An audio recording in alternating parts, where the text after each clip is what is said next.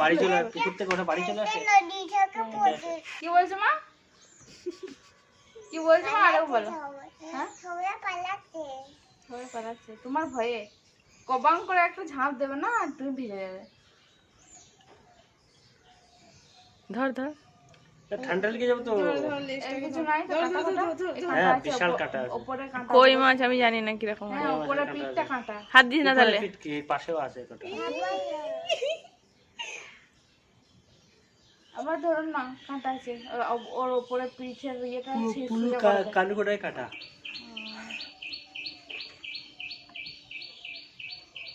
কাঁটা মেরে দেবে তো হাত দিয়ে।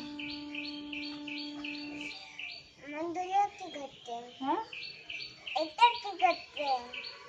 এই যে তোকে দেখছি একবার করে, ওকে মেরে দেখছি।